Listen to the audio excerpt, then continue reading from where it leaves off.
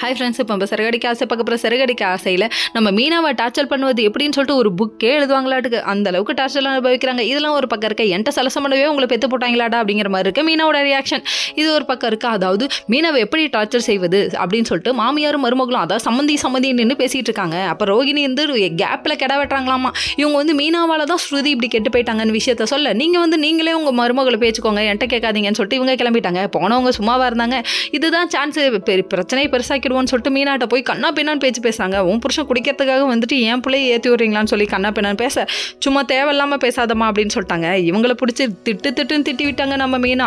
இதுக்கப்புறம் ஒரு வார்த்தை பேசினா வாயை வச்சுவேன் அப்படின்னு சொல்கிறாங்க. சொன்னதுக்கப்புறம் சரி விடு, இது இந்த அம்மாவோட குணம் தான் தெரியுமே அப்படின்னு சொல்லிட்டு இவங்க வீட்டுக்கு வர கோவமாக வராங்களாமா.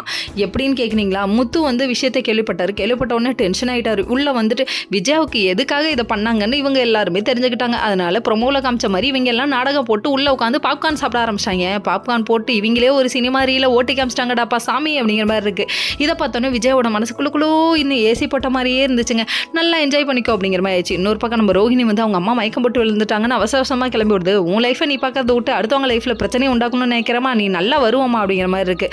நாட்டில் முக்கால்வாசி பேர் இப்படி தாங்க சுற்றுறாங்க. அவங்க லைஃப் அவங்க பார்க்கறதில்ல, அடுத்தவங்க லைஃப்பில் என்ன இருக்குன்னு பார்த்து அவங்க லைஃப்பை வாழாமல் போயிடுறாங்க. இதை விட்டுருங்க, இதை பற்றி ஏன் பேசிக்கிட்டு. இது ஒரு பக்கம் இருக்குது. அதுக்கப்புறம் நம்ம விஜய் அப்படி குழுன்னு என்ஜாய் பண்ணிகிட்டு இருக்க. அதுக்கப்புறம் நம்ம அண்ணாமலைக்கு ஒரு மாதிரி ஆயிடுச்சு. என்னடா அது நம்ம பசங்க இப்படி அடிச்சுக்கிறாங்களேன்ற மாதிரி ஆயிடுச்சு. கவலைப்படாதீங்க, எல்லாம் ஒரு குட்டி ட்ராமா. இதை பார்த்து நீங்களும் என்ஜாய் பண்ணிக்கோங்க அப்படிங்கிற மாதிரி இருந்தது. ஓகே ஃப்ரெண்ட்ஸ், நெக்ஸ்ட் வீடியோவில் பார்ப்போம். பாய்.